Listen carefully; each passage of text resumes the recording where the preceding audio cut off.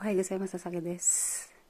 Yoroshiku onegaishimasu. Paito Japan. Good morning. I'm Christina Baigor. Kamusta po kayo? Sana po nasa mabuti po kayong kalagayan.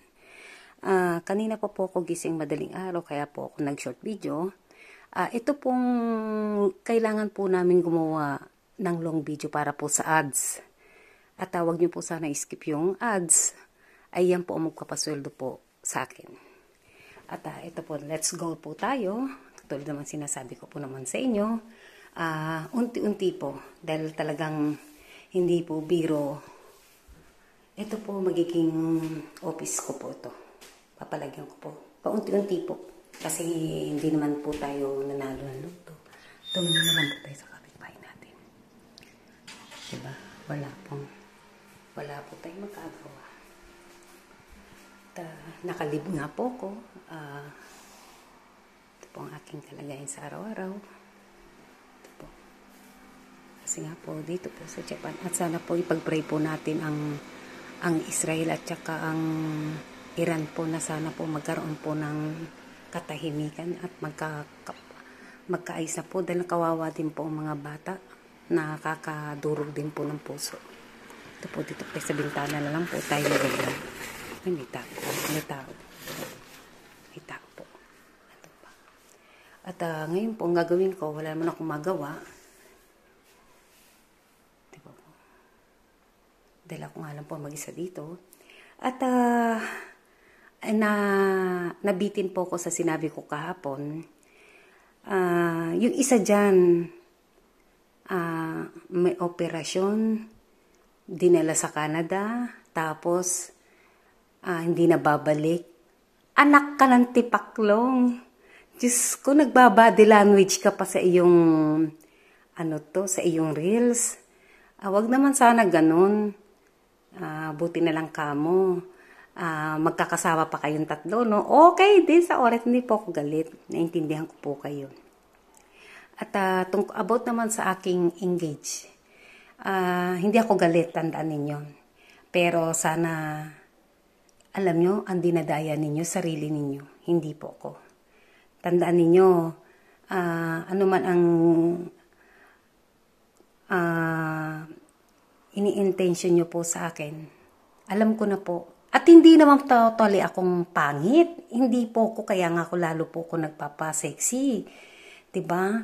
Kaysa naman na bata ka, elepante naman ang katawan mo. Diyos ko, diba? Di bali ng ganito ako. May asim pa po ako. Tsaka, diba? Ito na lang po magkaintindihan po tayo. Nag-profile ako sa kakalumilitaw. Pag wala naka-profile, alam kong mapapakinggan mo ito, sa kaka hindi lumilitaw. Panatag ka. Hindi pa nga ako nagpapakasal eh. Lagi na lang nauudlot. Natatakot din ako kasi oras na nag-asawa na po ako at dinala ko na po sa bahay na ito at pinakilala ko na po sa aking anak, ay wala na pong atrasan yon. Pinakilala kita sa anak ko. Gusto lang ng anak ko na si Hitomi na maging masaya ko. Huli man ang panahon, tatanda din po kayo. Kahit sino, hindi na pwede pong ibalik ang edad. Tatanda din po kayo.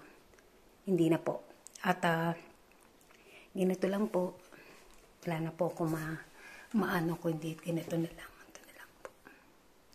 At hatid ko yung kaibigan ko ngayon. At ano pa ba masasabi ko? Yan, wala. Siguro okay ka na.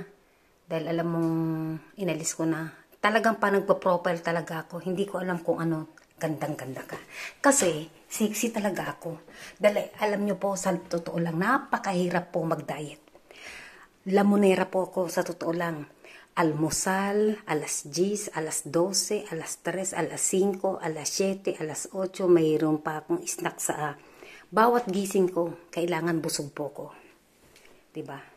Ngayon po, at may alis po ko, iigib po ako ng mineral water. Yan po. Ako. Ganun nag-shoot po ko. Para lang ano yun. Ito na naman po tayo. Ito po, diba, lagi. Ngayon, panatag na panatag ka. Ang birthday mo sa July 22. Ang hirap kasi talagang nauudlot din po ako eh. Or natatakot kaya ako. Nung nakita ko na tatlo-tatlo pa kayo dyan sa my day ko. Bigla ako para akong kinakabahan na Pasalamat ka, mahal kita. Saan ka pa? Attraction ko lang yan. Kung ako talaga, kahit alam kong pinain mo ko, na sinusubukan mo ko, na palandiin ako. Tandaan mo, sana noong ko pa ginawa. At sino ka rin para hintayin ko? Wala kang inambag eh. Ang inambag mo lang sa akin, konsumisyon. Wala kang talento, pero mahal kita. Ako na lang naghihintay. Ako na mali. Pero, ang laging mong tatandaan, mawala man ako sa mundo, ang puso ko ay hindi mamamatay. May mahal po kong tao, ang aking kababata. Sorry sa inyo. Papel lang po yan. Oo, nasa batas po tayo. Pero ito po, ayoko lang din po magsisi sa bandang huli. Na pagdating ng panahon, hindi mo nasabi. Hindi ka man maniwala ka man. Pero alam ko, ramdam mo. Walang ganito. Kung martir, pinapaasa ka. Alam ko, dinidiscourage niya lang lahat ito. Sinusubukan niya kung gaano ako katatag sa'yo. Dahil alam ko na alam mo, ngayon temporary lang niya, nakablock ang mga nakablock lang yan. Pero isipin mo, mula noon, almost 32 years na nagkalayo tayo. Ikaw ang tunay na mahal ko. Mahal na mahal kita. Hindi man talaga tayo, pero ito na siguro na ang hirap kasi sa messenger eh. Hindi katulad mo, buong buo, halos ikaw lang alam niya ng best friend mo. Wala akong taong iniyakan ng ganun kundi ikaw. Ibinaba ko ang pride ko. Hindi mo sukat akalain na iba pala. Alam ko nalulungkot ka din, nasasaktan ka. At alam ko na hindi ka rin makakilos. Alam ko yan, ramdam ko yan. Dahil marami kasi po kaming pinagdaanan na talagang siya kasi, ewan ko, bakit ganun, talagang true love kita. At pasensya na rin kayo. Dahil hindi rin kasi kayo naging totoo eh. Magkakasabot nga kayo eh. Diba? Taklesa man po ko. Diba? Ngayon. Diba? At sana po, mag-ingat po kayo sa araw-araw.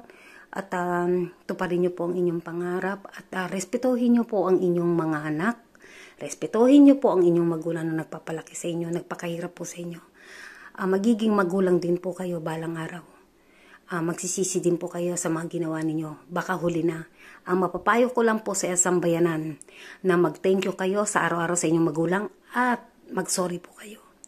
Kasi ako, mula ng bata ako, sinuklian ko po ang paghihirap ng lalo na ang aking father, na the best father. Hindi niya po, kahit mahirap po kami, hindi mag-super hindi niya pinadana sa akin. Yung lagi siyang binibuild up niya ako. Kaya sinuklian ko po yun. Although na inubos niya, marami pong palpak yan, pero talagang, ang sabi ko lang sa aking father, thank you, I love you, and sorry, mahal na mahal kita. Yun lang ninyo para mapaya po ang inyong magulang. Magiging magulang din po kayo. Ayaw nyo man sa gusto. Isang araw, hindi mo masasabi ang panahon sa mga edad po natin ganito. At least itong, minsan ko lang sasabihin sa'yo. Huling-huli ko na sasabihin sa ito. Ano man ang mangyari, maging abo man mako, ang puso ko ay hindi mamamatay. Mahal kita. Mga bata pa lang tayo. Ay Hindi ko lang talaga nasabi sa'yo ng that time na yon. Kasi ikaw ang unang lumayo. Ganun pa man, yan ang supling natin, yan, pero ang puso ko ay mananatiling buhay. Mananatili ka sa puso ko. Kahit ako siguro mag-asawa, next year, etc., etc., pagtatapat ko din po ito na may mahal akong tao. Wala nang abang iba ang aking kababata. Hindi nyo yan mapipigil. Hindi po ako naghahabol, wala po akong tensyon na guluhin po kayo. Ito lang po nararamdaman ko. At wala na po kaming contact ni Isi dyan. Pinapaano ko lang po na mahal kita. Yun lang po. Salamat din. At least, nasasabi ko po ang gusto ko. Mag-ingat ka sa araw-araw. Wala, hindi naman lahat ibibigay sa iyo eh. Ito ang aking kapalaran at tatayo po ako sa sarili kong at alam mo na, ingat ka and I love you. Malapit na rin ang iyong birthday, July 22. Thank you. I love you. Bye-bye.